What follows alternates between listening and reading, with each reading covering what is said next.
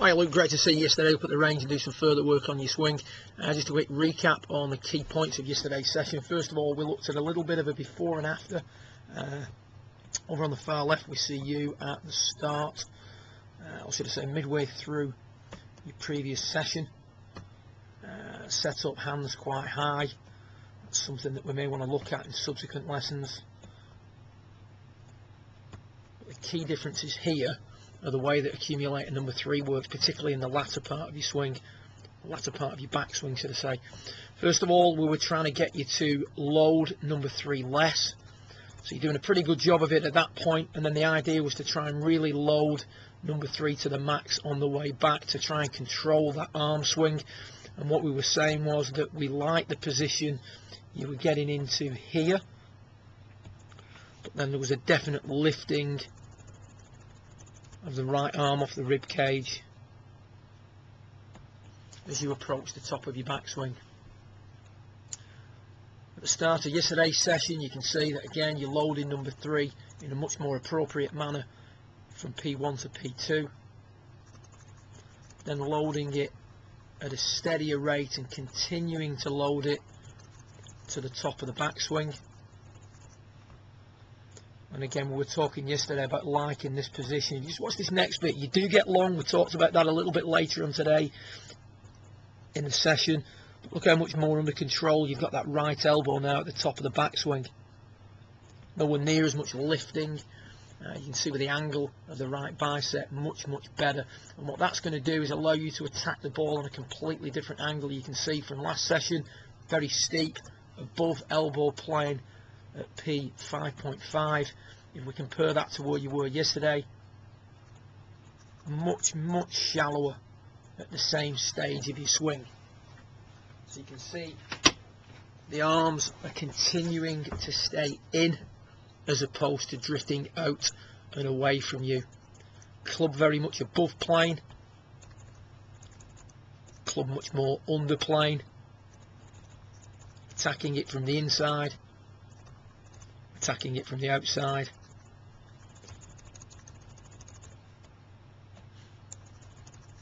And the leg work starting to look a little bit better coming through the ball. Shoulders not steepening quite as much coming through the ball compared to what we were seeing in previous sessions. So things starting to change, but the big change for me was first of all the position of the right elbow at the top of the backswing through better loading of number 3, better arm position at the top of the backswing, and then much better shaft positioning at the start of the downswing, which is why ball flight wise we've gone from struggling to control your ball flight on the far left to a pretty consistent draw on the right hand footage.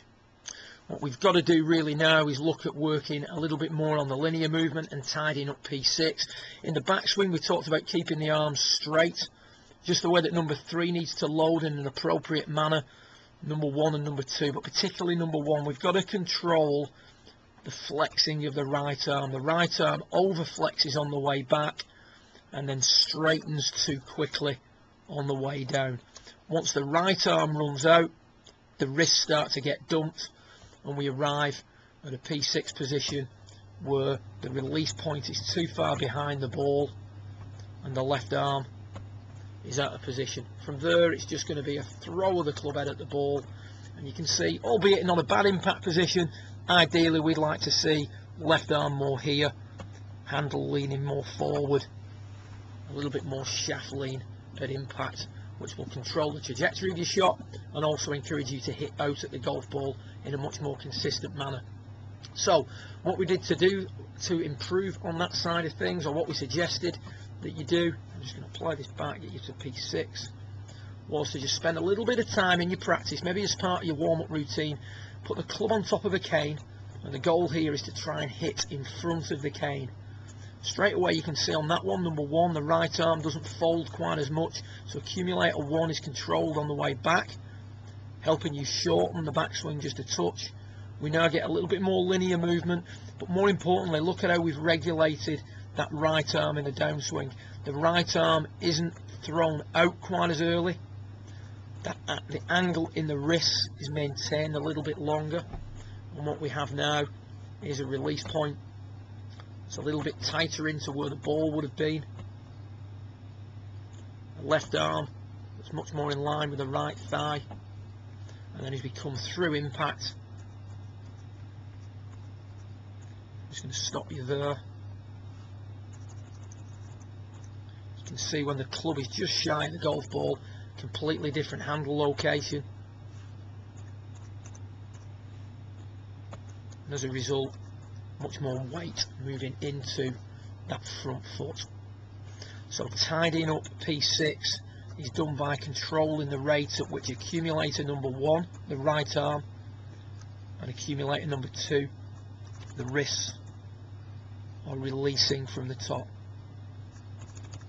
Much steadier rate of release as opposed to too rapid a rate of release. The minute the body stops going forward and the minute number 1 and 2 run out, the path of the club is bent to the left, which is going to make it difficult for you to hit a draw from that sort of position.